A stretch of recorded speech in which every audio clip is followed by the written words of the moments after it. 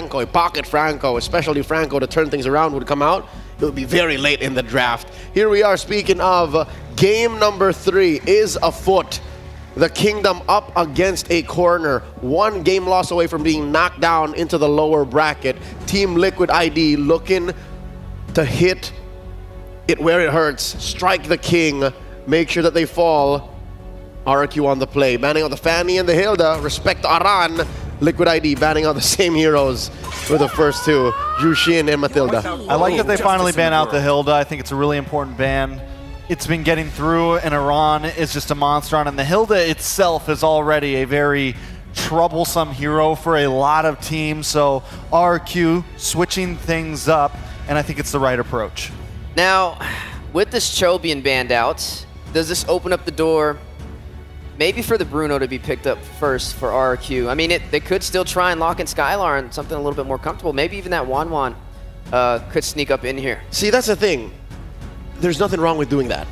But what follows and how Bruno's solid. How Liquid ID plays the response to the power pick Bruno in the middle of the draft is what really matters. So I think it's safe to say if it is open, just take it. It's the power of the 2-pick swing from the red side, which can hit like a truck, and that's what RRQ is going to be facing right now. Which is why I'm surprised RRQ continues to pick blue side when they favored red so much. It's like that first game really kind of pushed them back, but here goes the risk. Here goes the roll of the dice. Instead of first picking the Bruno, they go for the Suyo. Quick response with the glue and the Bruno. Yeah. With this glue, super early. A little surprising for me, but a response back from RRQ. I was waiting to see it. I thought TLID would have picked it up, but it's going to go into the hands of RRQ Hoshi alongside the Phoveus. All right, a couple of power picks came through. I'd say a few rather, because even Phoveus, prior banned over and over again in the series. The glue as well. I wonder if that was worth it for Liquid ID as they close up the first phase with the Joy. I was about to say it! The Franco! This would have been the game for it! They have their eyes on Edok. No way, no sir. It would have felt good after this TLID, maybe even ban out the Wanwan just to really limit down onto RRQ here. But at this point, in this phase of the game, I like TLID's draft. They get the Bruno, they have the Suyo counter with the Joy. It feels comfortable. A lot of things on RRQ comes down to how this Yeve's going to be able to be played, how they can lock down, what are going to be these final bans. Leo, you got something to say? What? What's up? I said you got something. Yes, they do. Right. How worthy is this glue? The glue? Because they picked it up early and they had an instant response. I think the glue is going to keep the Phoveus hostage in lane. It checks out. I think the glue's going to not only keep the Phoveus lane, but do a great job at diving onto this Yeve and helping deal with the Suyo when the time comes. Like, just consistently jumping around. But we got to ask, who's going to stop the Joy? There's nothing really to stop Joy in the tracks. Even when you drop down the RWM, it's going to be a challenge. Question, does RRQ have a Beleric? Magic is my life. We're going to find out here momentarily. I mean, it could be a wise answer. Put up against it. Not something we see picked up often, but it has slipped through the cracks. It's been like the singular, it's been one of the answers to the Joy, right? But it's even then, it feels like it's been a little shaky. It's a risky pick. It doesn't feel very RRQ, especially with their first phase here. That's fair to say. I mean, RRQ right now, their backs are against the wall. You know, they have this Phoveus. Hold on, wait a second. Okay, Mathilda is gone. So Phoveus, when you get into the heart of the battle, you're going to have to worry about this glue for one. Yep. And then it's going to be hard to chase down a Joy. Then on top of that... You got Aaron Shiki just kicking you in the face. Yes! How's he going to get out? And it looks like Liquid ID have allowed the Granger. It looks like that's the only pick left for Skylar here. Unless he has something left in the tank. A Beatrix? I don't know. I mean, like I said, you still have the 1-1, but he normally only pairs that up when he has a Cho, when they have the Franco, when they have something that has some hard lock to allow Skylar to capitalize on it. So I feel like, yes, Granger probably the only choice. TLID needs to pick Rome at this point. Do they go for the Tig, maybe? That's what I was about to say. Well, Tig can go on both sides, too. So I think it's a high-value target. Should lock it in, but they're going to go in for the Valentina instead, so we're going to have double artillery for both sides. It's very rare that... Oh! Edok does have it! I was about to say, very rare that Yehezkiel actually puts himself in the crossfire. The Ghost of Jakarta likes to play fair. He likes to play safe. So picking the Valentina here is definitely going to get him closer to the front lines. How do they close the draft up? They still need a solid roamer. What's Widdy the Wise going to play here? No Cho, no Chip. Tig. I mean, it's still on the table. Tilda not open. Yeah, Tig. There's not too many options. Does he get out? Hylos? Hylos is open. Could be solid. You get the revitalize. You have plenty of options. It's a counter, well, soft counter to the real world, you know, like you're able to pull yourself out. Yeet. Well, as Go the for clock something winds like- down, like we are going to go ahead and see the Carmilla as the final pick for TLID. Little Birdie told me that if there's nothing left to pick, Weedy just goes Carmilla. So When they can't think of anything, it's just, all right, let's do Carmilla. It's just a solid pick. So let's see if TLID can go for the throat here, end the series in a sweep. Let's go over to Jose Ingan and Naisu. Thank you very much, panel, for breaking down, again, Game 3's draft. I think I know the little birdie they're talking about, again, with Widdy and this Carmilla pick. Egan, how are we feeling about the draft? I mean, I like the Belleric. Even the panel called it already. It's a good counter up against the Joy. Whenever the Joy decides to go for the electrifying beat rhythm, just one Wrath of Dryad can actually do the job and stun the Joy and keep them off their tracks. Ah, man, the Belleric pick has been very interesting throughout M6, even back in the Swiss stage. It's great at locking down certain choke points, especially when you want to be able to move around the RWM, but we'll see if it's in RRQ Hoshi's plan to take it to a game 4 ahead of them instead of getting swept here by TLID, because right now they need the adjustments to come into play as they go ahead and start things up. TLID has been all over the map from game 1, game 2, able to go ahead and punish even just like this in the early game, really putting pressure on, knowing the limit of how much they can get away with, and even holding on to this. Speaking of game number 1 and number 2, this is what has been happening. Aran just really dominating the XP lane, not letting Dyren play. He did use the Hilda twice, now it's going to be the glue, but still, it looks like it's the same story. An aggressive start on the XP lane. Aggressive start right now. So far, that's been the trend or the theme of this series alone, again, against these two powerhouse teams from Indonesia, really knowing their own play style and how they like to roam around the map. But, you know, just like our panel kind of broke down earlier on, it just seems like, you know, some of the challenges that TLID face there going forward throughout the Swiss stage, they've really refined their gameplay and their game plan. And RRQ Hoshi, you know, they had a great time too. They were one of the first teams, or the first team, to secure the knockouts here. Uh-oh. He's going to be able to get away. Fabian. Uh-oh. Oh, another counter attack from RRQ Hoshi. Dyren and Fabian goes in. Susujin as well. Here comes the Revitalize coming in from Edok. Rins on the other hand are trying to work on Widdy. Still no casualties for both of these teams, but this is RRQ Hoshi just saying that you can't repeat what happened during game number 1, game number 2, where you just keep on invading and invading without any response from the Kingdom. You know, I think we have to wait to see what happens, especially after the first turtle breaks out, just because the nature of these two lineups and how they're going to work, it's already up. It's already going to be spawned up and started up by Sutsujin, so already using just the real-world manipulation to go ahead and just take it as quick as possible. So RRQ Hoshi will get the objective locked in and secured. First turtle of the game. Good decision there to go ahead and just take it, blitz it down. Yeah, RRQ Hoshi clearly they're decisive now. They're really going for these kinds of decisions, wanting to commit.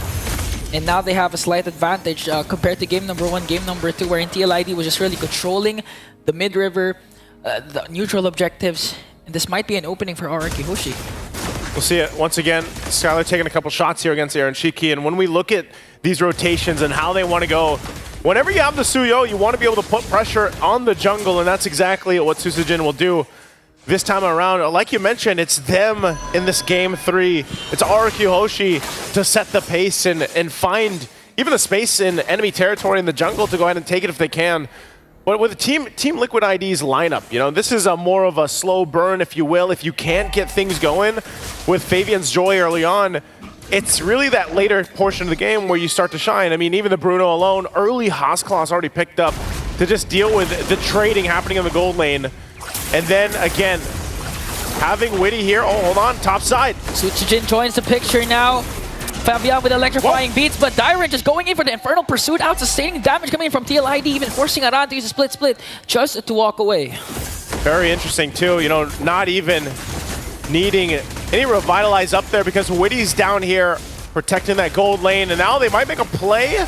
Witty's gonna be fine, still holds on, and that's the thing, you know, with this Carmilla pick, is once you are able to go ahead and tank up some of that damage and then lay down the Curse of Blood and set things up, I'm wondering if they'll be able to capitalize on that, because Yehezkiel will most likely, I would say the majority of the time at least, take the real world manipulation like he has right now. Yeah.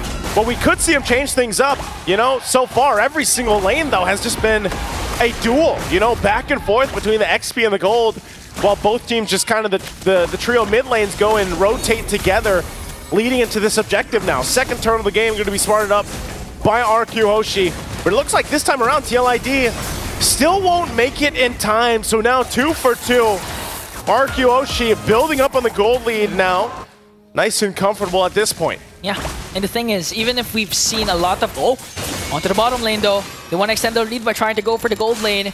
4 members of RRQ Hoshi rotating down bottom. Oh man, everybody's going to show up for this one. Witty taking a couple shots, RWM set up to cut them off. Oh, but Yehezkiel has his own RWM. Now the tides have turned for TLID, trying to work on Edoc though. Wrath of Dryad will connect. All the while Skylar just dishing out the damage. That's why Fabian wants to go for the backline. Electrifying Beast gonna connect onto Skylar. They might be able to bring him down, and they will do so successfully. A shutdown onto Skylar. Rins, split, will bring him down as well. Dyron doing his best with his Infernal Pursuit, but up against 4, that's too much for him to handle. Oh man, they wanted the fight and they tried, but Team Liquid ID comes out with the win in the exchange. Really great positioning from Aaron Shiki, even not to go down. And they were put pressure behind the turret, behind the tier 1. But RRQ Hoshi wasn't able to capitalize on it the way they wanted to. Yeah, that was a good call for Yehezkiel to pop the real world manipulation, forcing Edoc to cast right away the Wrath of Dryad. That's why it gave an opening for Fabian to just go for Skylar with the electrifying beat, because there was no catch during that time. They were able to maximize the kit that they have because they know that RRQ Hoshi expended a lot on trying to bring down Yehezkiel. I'm even surprised because Drian went in, he flickered forward, but still couldn't cap out a kill from it, so they're still killless here for RRQ Hoshi. But the fact that they got the objectives early on, you know, it's nothing too crazy. The gold lead that they had was diminished. So this is the adjustment time, and also where TLID's lineup starts to shine a little bit more. Maybe still they have a hard time getting this next turtle, but by the time we get to those lords, TLID will have the itemization that they need. We'll see, they're getting in position to go ahead and contest this as they rotate up here towards the top. Aaron Shiki starts it up, and Aran keeping them at bay for now, but Edoc there also on the front side. Both teams still, Yehezkiel holding on to the RWM, has it available, so both junglers now getting in position. Skylar a part of this fight too. Doesn't have that much just yet, but they're gonna go ahead and stand off for the turtle. Taking a couple shots, both trying to set up the mages, trying to find that opening. Okay, real world manipulation gonna be casted here, plus the Curse of Blood. Edoc might be able to fall down though, but Witty on the other hand will fall down in exchange for Rins. An opening for TLID. They also bring down Edoc. Now the counter attack coming in from RRQ Hoshi as they take down 3 with them. Suchijin Skylar is still alive. Still alive. They're gonna force off the turtle here. Suchijin was starting it up. But with their jungler down, TLID can't secure it just unless Aaron Shiki actually brings it low enough for Suchijin. Taking a couple shots there, but Skylar there to help him out. Aaron Shiki with a flicker though. He's got to walk away. Suchijin with a sever to bring down Aaron Shiki and gets the turtle as well for RRQ. And there you go. Again, the pendulum swings now for RRQ Hoshi. Able to pick up the objective now, 3 for 3 in the turtles. We'll see if they can maintain the lead. Skylar definitely wanted to get revenge from earlier on, and he got it. Able to keep things together, but Fabian popping electrifying beats. Gets caught up by 3 with along with the assistance of Fabian. You're gonna break down Suchijin. That was almost, you know, we could have almost said that was a solo kill, but it wasn't. But still trying there, of course, fighting in the jungle right now. But TLID has some work to do. They got to be able to go ahead and farm up what they need. Aaron Shiki, you know, hasn't had the best time to farm up on the Bruno, and Skylar as well. Both gold laners start to shine later on, but even looking at the itemization, Still working on the third one. RRQ again, he had the Haskaloss rushed. He's now got the Berserker's Fury. And over on the other side, Skylar, BOD, Hunter Strike, now locked in. Still working on the next. Once that Malefic Gun comes up, that's always where we see the power spike, especially with the Bruno. So Witty, dropping the Curse of Blood. Forcing out the flickers from RRQ. Hoshi, 2 real-world manipulations connecting. And TLID just trying to soak up the damage. Here comes the Thought Force to use the split to try and walk away. Yeah, he's going to just go ahead, get out of there. Burning the split. It's going to be fine. He's tanky enough. You can see it. He also picks up the Dominus Ice. So they're just trying to hold on to the tier 1. Again, these are so crucial leading into that first Lord. All for the space. Witty, though. Okay, Witty with the Sun onto Rinz. Now the attack from TLID. Wrath of Giant will connect, though. Fabian gonna chase after Rinz with an electrifying beat. Gonna take down one. Sutsujin on the other hand. They want to right back there. Rinz goes in. Infernal Pursuit. Gonna bring down Aaron Shaky. He's gonna fall down also. But the problem is TLID. They lost Aaron Shaky. Oh, man. Dyron jumps in again, but under the turret. We'll just get told to sit down. No airtime for you. So 2 down, the 2-for-1 exchange. Lord is up now. RRQ Hoshi still holding on to a lead, but you can see how how they have to dissect these team fights because of the fact that we also usually see 2 real-world manipulations come up, and they have to play around that. Yehezkiel taking a couple of Rhapsody shots. Oh, bobbing and weaving, trying to get out. Oh! One more. That's Sonata. But Witty is there to try and make sure to block out the damage coming in from Skylar. Now the Lord has respawned here. RRQ Hoshi, 5 members are surrounding the Lord Pit. RRQ Hoshi's going to blitz this. They're going to try to delay it for TLID. There they go, and but they it's get secured. The Lord. Sutsujin, again, all of that with Yehezkiel getting forced to basically go heal back up. They didn't have a choice, so they just see it. Great decision for RRQ Hoshi to go ahead and just secure the Lord. It's really the pokes that comes from Skylar and the range also that you get from Rinz. Just look at that. Not even full committing, not even full diving onto the members of TLID. They're able to force TLID to walk away, to retreat, because the damage coming in from Skylar with the Death Sonata is just too much. And as they make quick work on the mid lane turret, they have that Lord up top. They have the Lord pushing in. BOD now for Sutsujin. Also Skylar, you know, he picked up the Sky Piercer earlier on. So there was a little bit of push there from Fabian down in the bottom side. Might still try to cut that wave a little bit longer. Well, the rest of the team deals with this Lord. A Malefic Gun now for Aaron Shiki. Edok going in position. Goins in, paired up with a real manipulation. Here comes the Death and the Queller to bring down Yehezkiel. 1 member down for TLID. They're trying to make quick work of this Lord. No inhibitor turrets will be taken down, but RRQ Hoshi, you know they ain't playing around. They want to go for more. They're going to pop the energy shields in the mid lane. TLID has to defend this. Energy shields are going to be popped.